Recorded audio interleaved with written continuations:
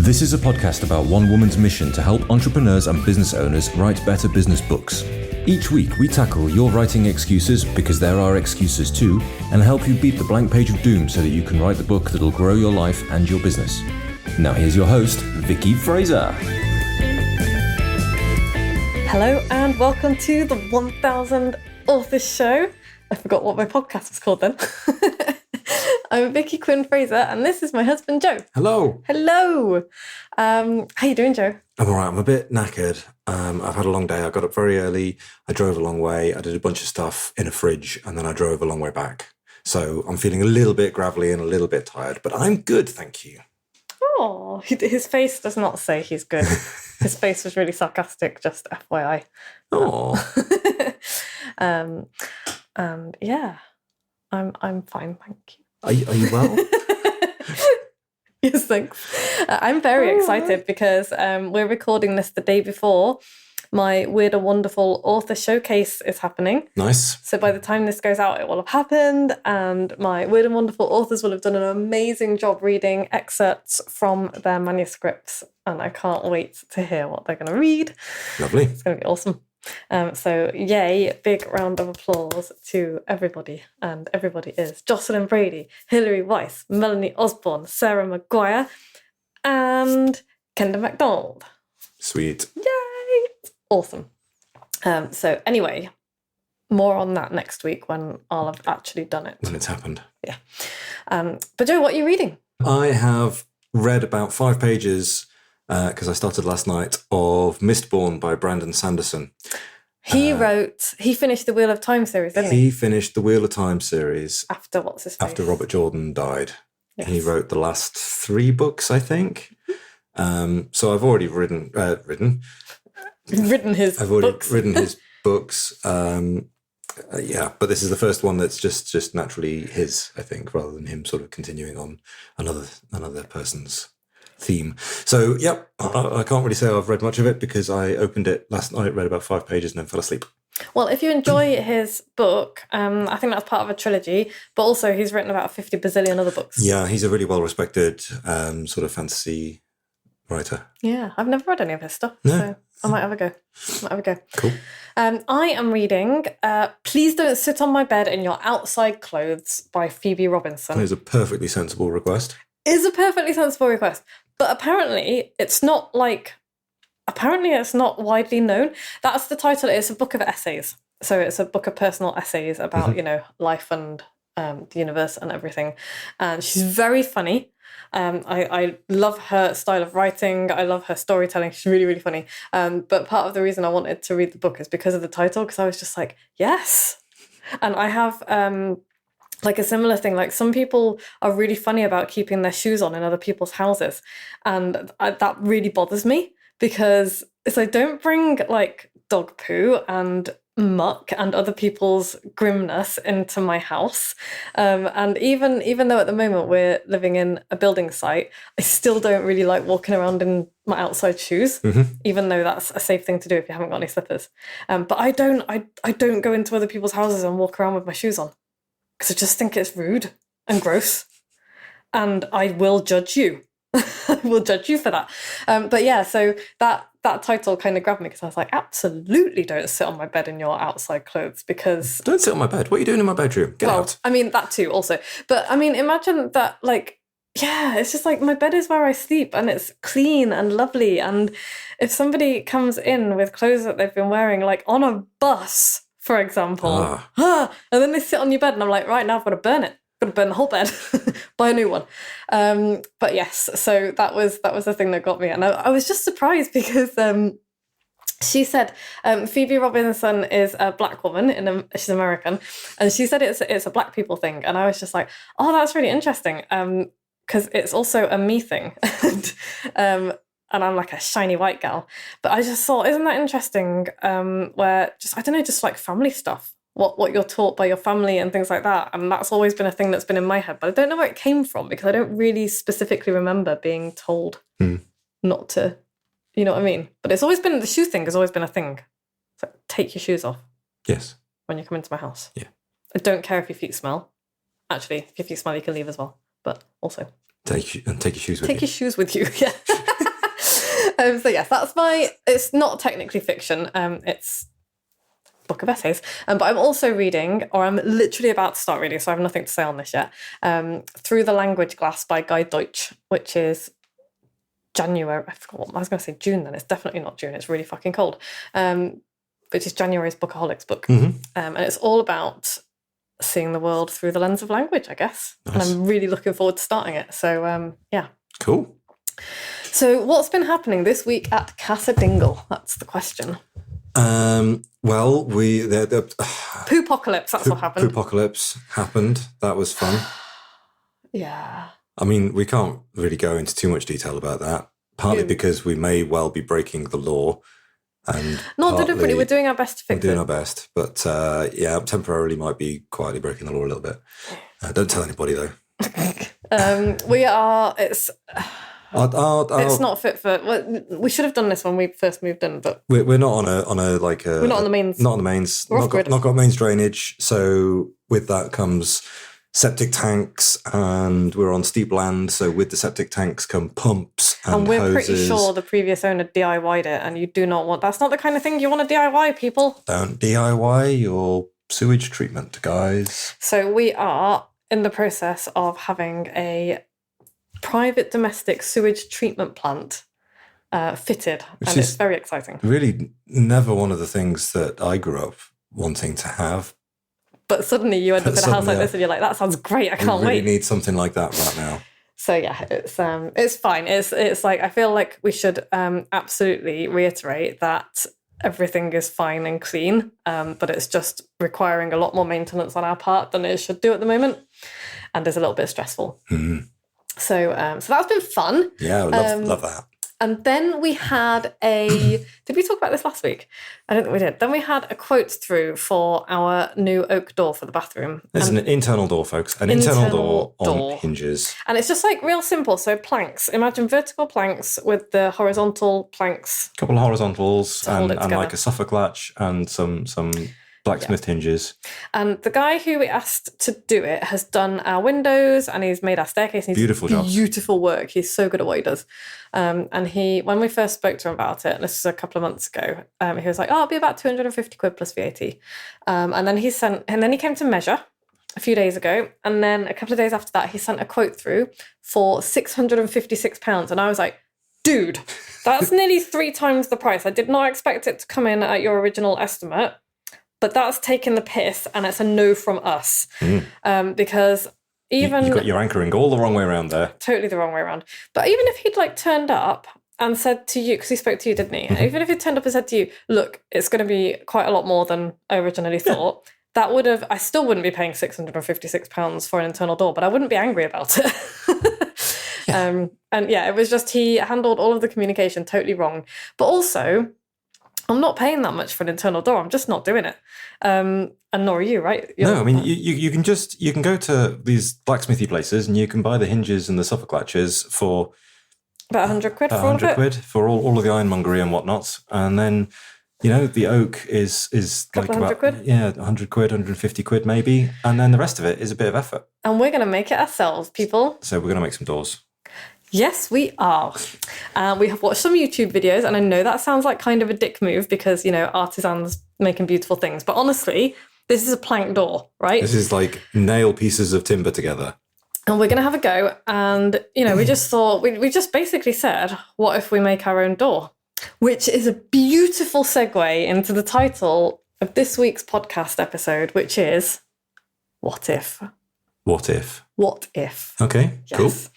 Because the reason that I wrote this podcast and this article that goes with it is because January is like, I'm sure you've seen them all over the place. It's even more so in my world because business owner. But I'm sure you've seen January being filled with declarations about what people are going to do, and I'm new year, new me, and this is going to be my best year yet. Right. And I think 2020 has taught all of us that the universe will definitely fuck us. So, and that making statements like this is going to be my best year yet is kind of danger bears. Mm-hmm. And I'm not really one for resolutions. So I've got if people make resolutions, that's cool. And I know that a lot of people find them great and helpful and all the rest of it. It's not something that I find helpful for many reasons. So instead of all of that stuff, I was thinking about a year of letting go of expectations and saying, what if? Okay. So like, what if we didn't get him to make our own door and we had a go at making it ourselves? How cool would that be if we make our own door? We'd be able to make doors. We'd be able to make doors. I mean, or not, as the case may be, in which case we might just have an expensive shed door or something. But we don't know that yet, and we're going to give it a go. Why not? So that got me thinking about, what might we be able to do and love if we didn't just dismiss it out of hand without even trying it? What if instead of just being like, well, I know I can do this thing, and that is the thing I'm going to do because I know I can do it, and playing it safe, what if instead we ask what we can't do or what we don't know we can do and try that, like find a gap and fill it? Okay. And so I thought a good example of that would be I'm working towards doing a 1 minute freestanding handstand at the moment, which seems like that's like a minute is a really long time. Very long time. When you're standing on your hands, like I'm only just up to like 1 minute and 12 against the wall. Okay. At the moment. And so the idea of being able to just stand on my hands in the middle of nowhere without resting on anything for a whole minute just feels a little bit out of reach. But I know that it isn't, because 6 months ago I couldn't do a freestanding handstand in the middle of the room for 30 seconds. And now I can. So I'm like looking for that gap between what I can do and what I can't yet do and trying to fill it. Putting some effort in. Yeah, not all at once, but just like if I can add a second on to my personal best each time, but also up the like average, that together, it's like, it's finding that gap, Does that make sense? Yes. And I guess you find similar things in BJJ. I just tend to get strangled in BJJ, to be honest. Yeah. Okay. Yeah. And end up with a gammy hand. End up with a gammy hand. Yeah, I collected what feels like a little bit of nerve damage yesterday. I think I got a little bit stretched in a strange direction, and I had pins and needles up my arm, and my hand feels a little bit fat, and my fingertips are a little bit tingly. Okay, so I'm sure it's fine. I'm sure it's fine. Yeah, I'm just like rolling my eyes real bad now. But I think this for what you do for a living, like your business, what your business does. I think this is like particularly pertinent because you must do a lot of what ifing at work. Like, what if we tried this? Like, here is a problem that we can't solve. What if we tried this? Yeah. And is that a good way to go about things? Instead of just going, oh, I can't do this. Or yeah, absolutely. Yes. Yeah, collecting thoughts. We have to do it stood next to a whiteboard though, because we're engineers. But that's just how that works. I feel like also this is why your company is so good at what you do, because, and you've told me this before, that like you'll go to, a big company, say like a FMCG, fast moving consumer goods, for people who don't know what that acronym means, and I didn't either once. But like you'll go there and they'll go, oh, we've got this problem and nobody can solve it because they've only asked people within that industry. And because you work in like automotive and pharmaceuticals and, all sorts of other nuclear things. And all kinds of other things, yeah. Yeah, you're like, oh, what if we tried this thing that works over there? Way, yeah. And do you find that works? That works really well. Cross-pollinating across industries makes you everybody just thinks you're a wizard. Yeah, and trying stuff that might not work as well, right? Just stupid stuff. We do loads of stuff that doesn't work. Yeah. But that's how you find the stuff that does work. Yes, yeah, that's right. Or do you just sometimes do stuff that doesn't work for fun? So this is bullshit. Run away. But it's like... But you're okay with doing stuff that doesn't work then, right?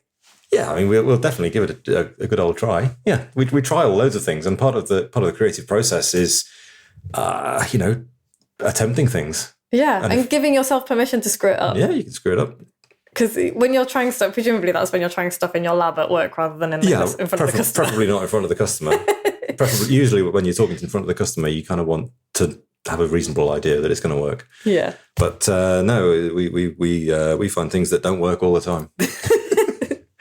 We do the same thing in trapeze as well. So like I'll be like, oh, that thing looks really cool. I'm going to try or like I might see something on a hoop or a rope, and I'll be like, oh, that looks really cool. I'm going to try that on the trapeze.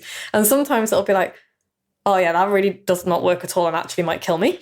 And other times it's like, it doesn't work the same, but I've come up with something quite cool. And other times I'll try it and I'll be like, oh, actually, I can do this on the trapeze and it looks really, really awesome.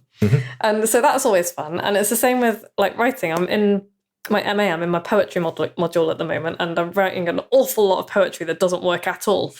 But some of it does. And I'm like, oh, what if I turn this into iambic pentameter? And does that work? And it's like, well, it made me laugh. I don't know if that's like a measure of. I quite liked my iambic pentameter. I got my team Moxie to do that as an exercise the other day. You know, Nice. And it was really fun.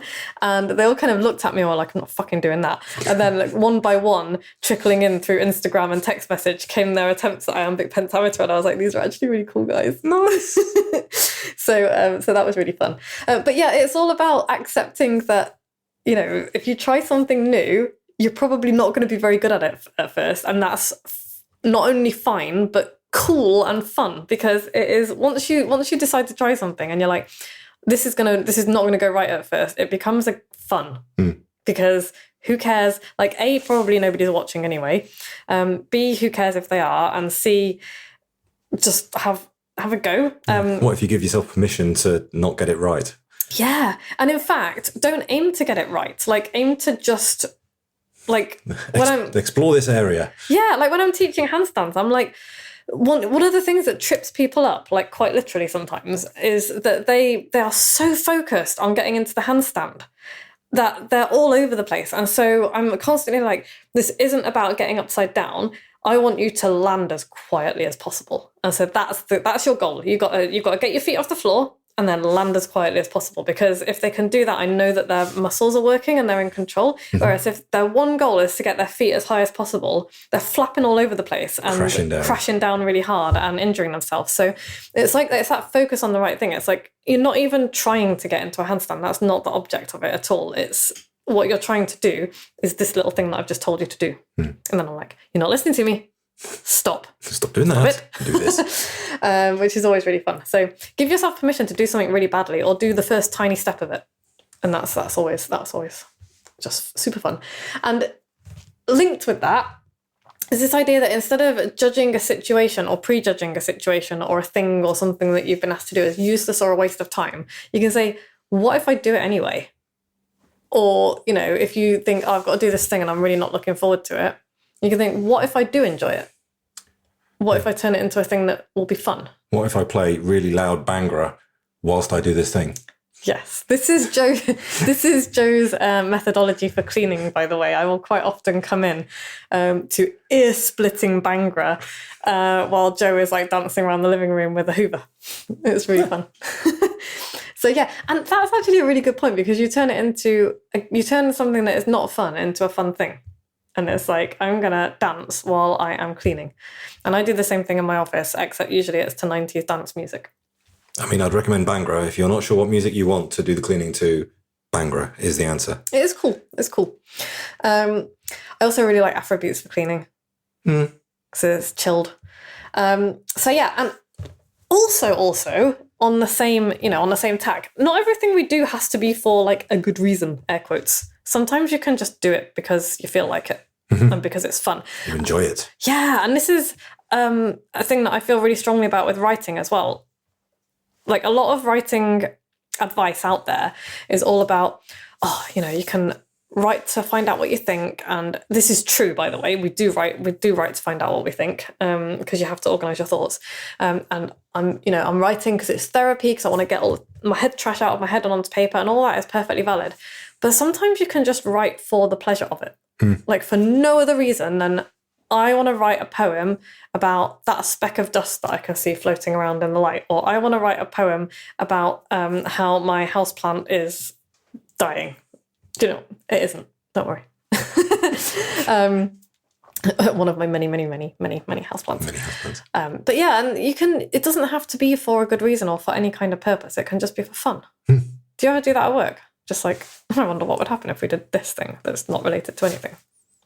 I once, this is going to sound a bit strange, on one of our tech devices that people pull out of a drawer, plug a laptop into and start programming with, I programmed it to start up playing the lyrics to I Like Big Butts and I Cannot Lie across their screen in flashing multicolour in time with the music. It's purely so that the next person who got it out the drawer and turned it on and connected to it got blasted with I Like Big Butts across the screen. The title of that song, by the way, is Baby Got Back. Baby Got Back, so it makes a lot. Yeah. So that didn't really have much purpose to it, but I enjoyed myself. Cool. And that was a creative thing that you did, and it was, messing around with programming stuff, and it was practice but you just did it for fun. Yeah. There was no purpose behind it. And so, what if we look for the joy in little moments like that? And it was like a totally pointless thing that was really silly, and presumably it made you smile. What was the reaction of the person who turned it on? I'm not sure it's been taken out of the drawer yet. No way. It might still be there. No way. I know. Well, you need to make that happen and then video it. Yeah, I'll get one of our new guys, George, to fish out the appropriate camera and turn it on. Awesome. Will you video it? You might notice some things up if I do.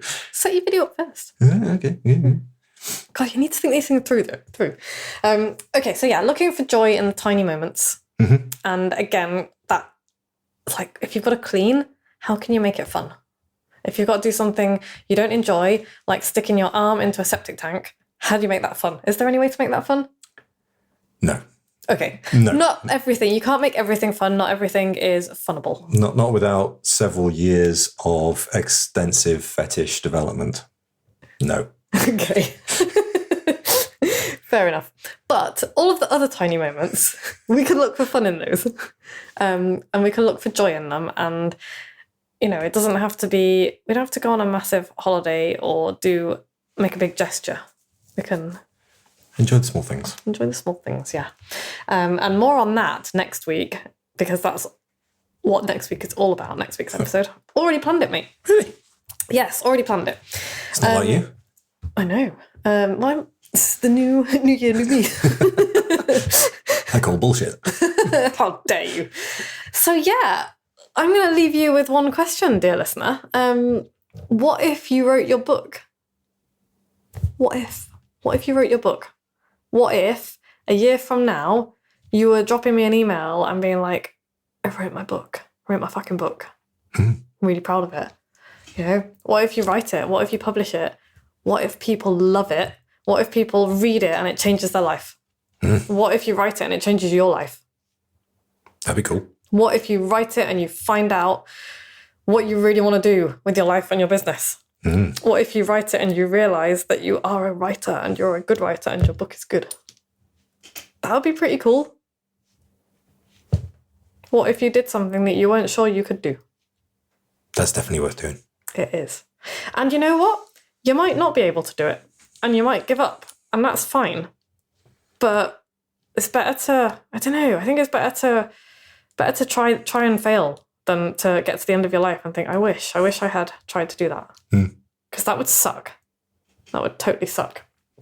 So most people never start their books because they're afraid that it won't be perfect. And of course it won't be perfect because nothing in the world is perfect.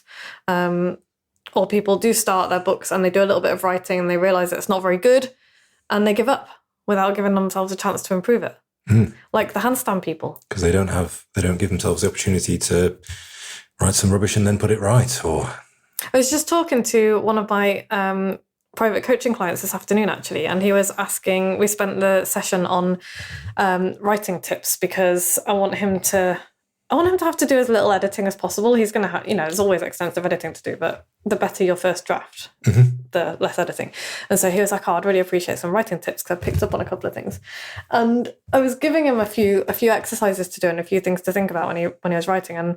But like the main thing that I said was try all this stuff and don't be disheartened if you're not very good at it at first, because when you first start writing in a different way, because writing a book is different from writing marketing copy, which is what he's done up to now. It's like it's going to sound stilted and weird at first, and it's probably going to sound pretentious, and you're going to be like, I don't like this. It's like, that's fine. That's the way it should be. But then we get better at it. This is you developing your voice and learning new skills, and and you have to be a little bit shit at things before you can be good at them.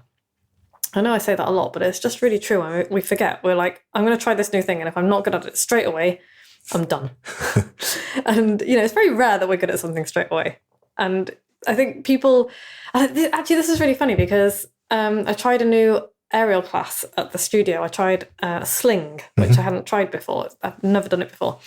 And people were like, oh, but this is your first class. How are you so good at this? And I'm like, because I've spent 10 years doing trapeze and pole. And even though I've never done this specific thing before, I'm really strong and I know how these things work and I know how to move my body and I know, I might get a bit tangled up. So there's a difference between being good at somebody looking like they're being really good at something straight away and the background of it. And so, yeah, I don't know. I just think don't compare your insides to other people's outsides.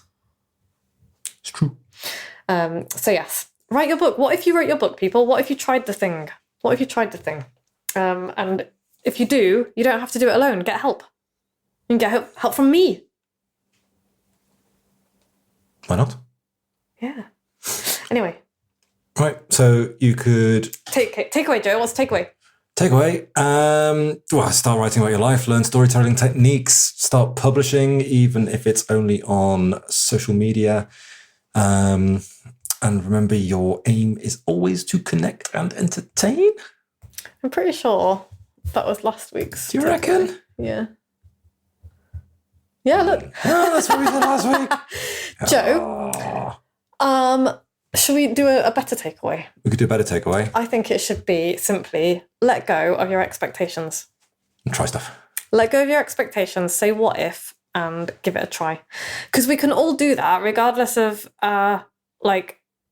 level of ability, our level of disability, our background, our privilege, whatever. We've all got something that we could say, what if I tried this? What would happen? I'm not saying do the things that I do. I'm not saying do trapeze, do handstands. I'm not saying do any of that stuff. I'm saying what if you said what if a little bit more often and let go of expectations about what you can and can't do and just give it a go. Cool. And I'm going to specifically suggest, because you're listening to a podcast about writing books, I'm going to specifically suggest you apply that to writing a book. It's like, what if I had a go at writing my book? Yeah. And if that feels like too big a thing to do on your own, I get it. Get help. Join a writing group. Get a coach. I can help you with both of those things, but there are, plenty of other things out there. And if you really wanted to join a really cool group of amazing people, come and join the next round of the Weird and Wonderful Book Society and write your book with an incredible group of women. So far, they're all women, which I love. So yeah, come and join us. Someone's writing about her ridiculous ADHD brain stories and how it's a superpower. Someone else is writing about the power of bigness. Someone else is writing about the mental load of business ownership. Another person about why marketers are all awful and how to be not awful. And a human rights lawyer turned writer writing her first book for a client, which is very exciting. So all of those people writing incredible books. And I am so excited and feel really privileged to be helping them along the way. Nice. And you can come and find out more at moxiebooks.co.uk/weird and wonderful. Cool. If you have any questions at all, give me a shout and I will answer them. I will hop on a quick call with you, see if it's right for you. Otherwise, I've got a free writing prompt calendar available. Where is it, Joe? moxiebooks.co.uk/calendar. Yes. Have you listened to every episode? Email me and tell me and I will send you something silly. And if you like this podcast, what do they do? Go to iTunes and subscribe. Yes, please do. Leave us a rating as well and a 5 review. stars. And leave us a review. Tell us what you think of this episode. Tell us what you think of every episode. If you don't like this podcast, other podcasts are available. Go and find them. In fact, we did a whole episode recommending amazing podcasts ages ago. Go and find our podcast that recommends other podcasts if you don't like this one. Yeah. I can't remember what episode it is. You'll have to listen to hundreds of our podcasts before you find the one about other podcasts. And by then, you'll have been indoctrinated into the into the cult. We should do another episode about a good podcast because there have been. I listened to some different ones now. So I'm sure you do as well. Yeah. Right, that's enough of that nonsense. Move on. Thank you so much for listening, dear listener. As always, we appreciate you because otherwise we're just here talking to ourselves and that's a bit sad. I mean, that might be what we're doing. Might be. Who knows? Yeah, if you're listening, please let us know, because like it does sometimes feel like we're talking to ourselves. We would love to read out your questions. We would love to answer your questions. We would love to hear your stories. Tell us something interesting. Tell us an interesting fact about the world or you or something. Thank you to Podfly for editing this. It's a bit more work than usual this week. Chaos. Because right at the beginning, we realised that I was like, this is not the podcast that we're supposed to be doing. Yeah. And thank you to Harriet for being amazing. Cheers, Harriet. And thank you for Team Moxie for being amazing, and all of my clients for being amazing, and Noodle and Whiskey, and I'd like to thank my parents. And I'm now making the stop saying things symbol. Okay. Bye. Bye. Thanks for listening. You can find links and show notes on the website at moxiebooks.co.uk/podcast, where you can also sign up for the best daily emails in the multiverse and find loads of free resources to help you write your book. We'll be back the same time next week with more tales from the book writing trenches and the latest on what the tiny sheeps have been up to.